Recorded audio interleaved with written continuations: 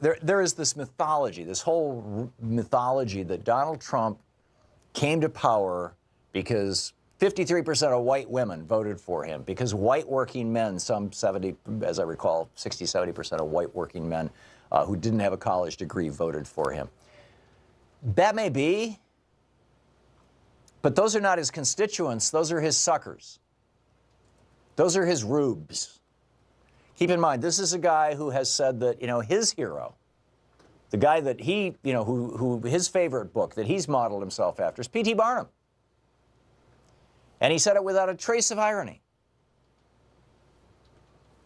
And the language, the rhetoric, it's breathtaking to me how Donald Trump's rhetoric, and I'm on his mailing list. I get these things almost every single day. I'm getting an email from Donald Trump or from one of his sons or from his wife or, somebody on the campaign or whatever saying, and there'll be a sentence or two. Okay, Thomas, we had this brilliant victory yesterday. We just accomplished, $250 million in trade deals with China that are going to make America great again.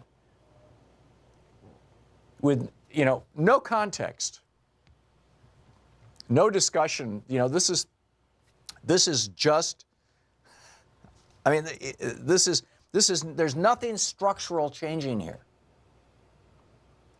Trump has not changed anything other than rhetorically. You had businesses that were waiting to cut deals with China, and basically they were asked to put it on hold until Trump goes to China so he can take credit for it. But, really?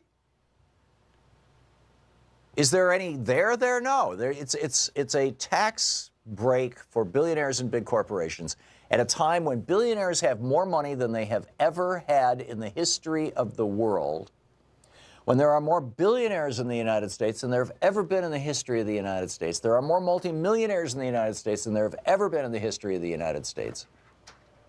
You have companies like Apple and General Electric and AT&T and whatnot that are stashing hundreds of billions of dollars offshore, Microsoft, and it doesn't hurt them that they stash this money offshore because they can borrow at 1%.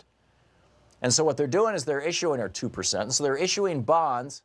They're borrowing against the money that's overseas.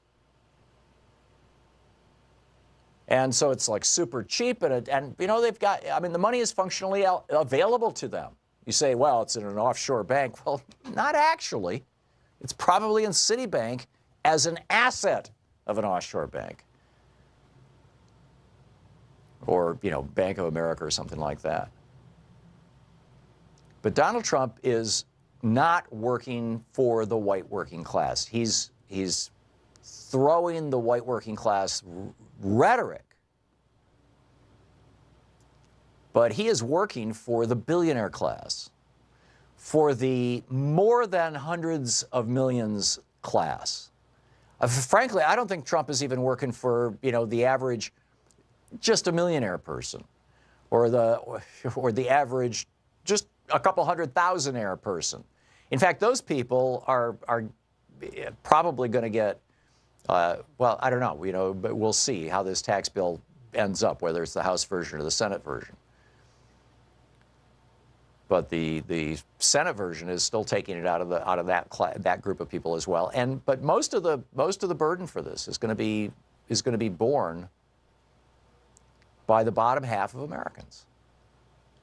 In fact, by the bottom 90% of Americans. This is where the money is going to come from, to pay for on top of running up a $1.7 trillion debt. On top of that, they've got to come up with another couple, $1 trillion, another $1 trillion to pay for this massive tax cut for the Koch brothers, for the Mercers, for the Adelsons, for all these groups. In fact, these groups are now running ads, and I don't know if you've seen these ads. There's I guess the group that is running the ads that most boil my blood is apparently Shelley Adelson, according to this very recent story that suggests that where did it go? Here we go. A list of these organizations Chuck Schumer says they're paymasters, if you will, the hard right, the Koch brothers. All they want to do is cut taxes. They don't care about the deficit. They don't care about the country. They don't care about the middle class. They just want their taxes reduced, and they run the Republican Party. Elizabeth Warren said, quote, the Republican leadership has outsourced its economic agenda to a handful of billionaires and corporate donors. Donald Trump said, my accountant called me and said, you're going to get killed in this bill if it doesn't include an estate tax cut. And then the big donors, here we go. Big donors are already spending tens of millions of dollars on political advertising. Nonprofit groups that do not disclose their donors, this from Paul Blumenthal's piece in Huffington Post, like the 45 Committee, American Action Network, America First, Americans for Prosperity, and Freedom Partners plan to spend at least $43 million on a campaign to pressure specific members of Congress. 45 Committee, this is the one that I've been seeing the ads here in Portland, where they say the average American, they've got this, nice woman and her husband and her 2 kids, and she's saying the average American's going to get like $1,200 or $2,200 or whatever. It's a lie. This is from the 45 Committee by Shelley Adelson and Joe Ricketts.